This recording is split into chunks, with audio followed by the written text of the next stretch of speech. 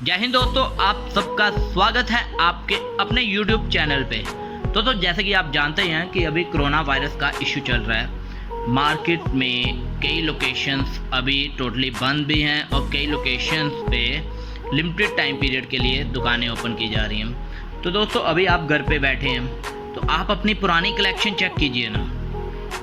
क्या पता आपके बड़े बुजुर्गों के कलेक्शन में कुछ सिक्के ऐसे मिल जाएं जो आपके लिए बहुत ही लकी साबित हो।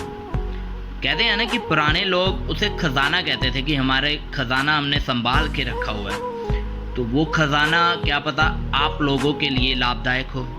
कुछ ऐसे सिक्के निकल आए जो बहुत कीमती हों, और कुछ ऐसे सिक्के भी हो सकते हैं जो आपको अच्छी कीमत दे सकते हो, बहुत कीमती नहीं लेकिन अच्छी कीमत। जैसे 1 रुपये का ये सिक्का है, ये आज़ादी के बाद का सबसे पहला कॉमरेटिव कॉइन है। 1964 में इस कॉइन को इशूड किया गया था। इस पे जवाहरलाल नेहरू लिखा हुआ है, साथ ही साथ जवाहरलाल नेहरू जी का चित्र दिया हुआ है।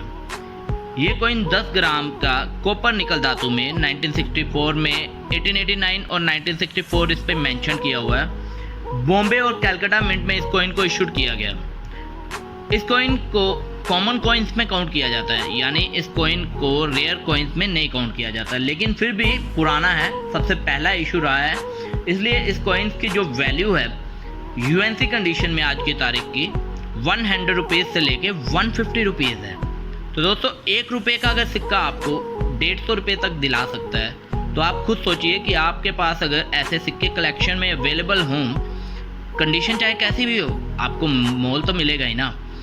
तो आप अपनी कलेक्शन को चेक कीजिए, क्या पता आपकी पुरानी कलेक्शन आपके लिए लाभदायक हो।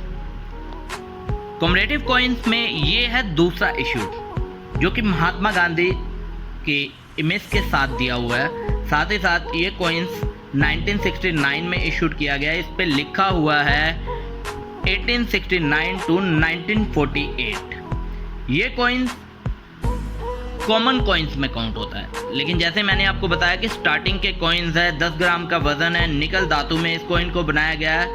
इसलिए ये कॉइन्स भी बॉम्बे कलकत्ता मिंट में इशूड हुए हैं। कॉमन कॉइन में काउंट होने के बावजूद भी आपको 150 रुपये से लेके 200 रुपये तक की वैल्यू दे सकता है। तो आप अपनी कलेक्शन में चेक जरूर कीजिएगा।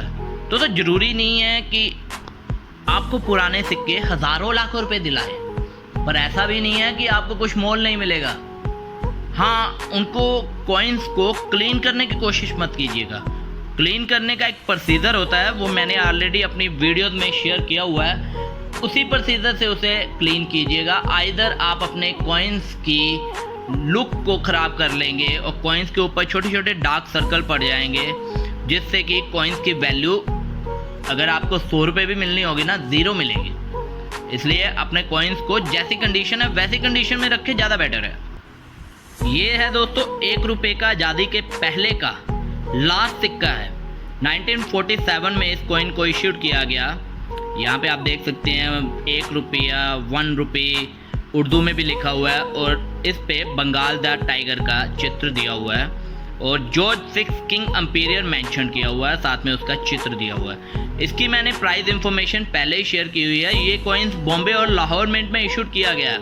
आप मेरी लास्ट वीडियोस ऊपर आई कार्ड पे चेक कर सकते हैं, वहाँ से भी आपको इसकी इन्फॉर्मेशन मिल जाएगी। आप उसके ज़रिए मेरे इस कॉइन्स की पूरी इन्फॉर्मेशन ले सकते हैं, साथ ही प्राइस इन्फॉर्मेशन भी मिलेगी आपको। हालांकि ये कॉइन्स भी नॉर्मल कॉइन्स में काउंट होते हैं, लेकिन फिर भी अच्छी वैल्यू देता है। एक और दोस्तों बहुत ज़रूरी बात है कि मैं बायर नहीं हूँ, मैं आपसे कॉइन बाय नहीं कर सकता। मैं सिर्फ आपको जनरल इन्फॉर्मेशन दे रहा हूँ। ये जनरल इन्फॉर्मेशनल वीडियोज़ है। इसका बेनिफिट बस यही है कि अगर आपके पास ऐसे सिक्के पड़े हैं और आप उसे गलती से बिल्कुल फ्री वाले दाम पे ना सेल कर पाएँ, यानी कि आपको उसकी एक्चुअल वैल्यू मिले, तो यही मेरा पर्पस है वीडियोस बनाने का। अब ये सिक्का है, इस सिक्का काफ़ी चर्चा में रहा है। 1 रुपये का ये सबसे पहला रिपब्लिक इंडियन कॉइन है। एग्रीकल्चर का चित्र दिया हुआ है इस पे, गेहूं की, ये आप देख सकते हैं इमेज दी हुई है। ये कॉइन माना जाता है कि 10 ग्राम की अगर इस कॉइन का वजन है आपके पास होगा तो आपको लाखों रुपए मिलेगा। लेकिन रियलिटी दोस्तों यही है कि ये कॉइन्स 2 इशूड 10 ग्राम में बने थे। पहला इशूड 1962 में, जो सबसे पहला कॉइन रहा है। निकल धातु में इस कॉइन को बनाया गया, कैलकाटा मिंट में इशूड हुआ और स्क्वायर कॉइन्स में काउंट होता है। यानी इस कॉइन की मैक्सिमम से मैक्सिमम वैल्यू आपको यूएनसी कंडीशन में 100 रुपीज़ से लेके 150 तक मिल सकती है, मैक्सिमम वैल्यू। अगर बहुत ही एक्स्ट्रा फाइन कंडीशन है तो 150 रुपीज़।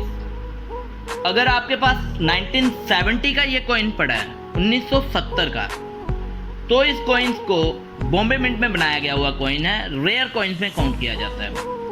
इस कॉइन की रेयरिटी वैल्यू है 5500 रुपीज़ से लेके 6000, मैक्सिमम एक्स्ट्रा फाइन कंडीशन 6000। अगर दोस्तों आपके पास हुआ 1970 का, आप उसे ऑक्शन में सेल कर सकते हैं। ऑक्शन अभी जैसे कि आप जानते ही है, लॉकडाउन लगा हुआ है, अभी सारे जितने भी ऑक्शन चल रहे हैं उनको डिसकंटिन्यू किया गया, लेकिन आने वाले समय में आपको इसका बेनिफिट मिल सकता है। एक और दोस्तों ज़रूरी बात, कुछ कॉइन्स में 1979 को कट करके 1970 बनाया जाता है, लेकिन वहाँ से पहचान हो जाती है, इसलिए आप अपने कॉइन्स को पूरी तरह से वेरीफाइड करके ही आगे इसे सेल कीजिएगा। अब दोस्तों बात आती है ये कॉइन्स की।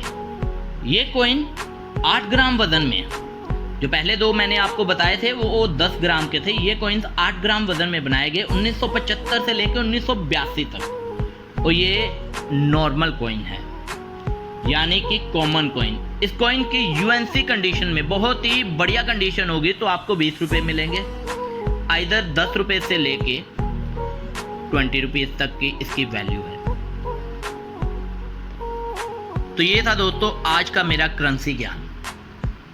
घर पे रहिए, सुरक्षित रहिए, अपने परिवार के साथ समय व्यतीत कीजिए। यही एक बेस्ट टाइम है जब आप अपने परिवार को टाइम दे सकते हैं और साथ ही साथ उनके चेहरे पे मुस्कान ला सकते हैं। अगली वीडियो जल्द ही शेयर करूंगा। तब तक के लिए जय हिंद, जय भारत, वंदे मातरम।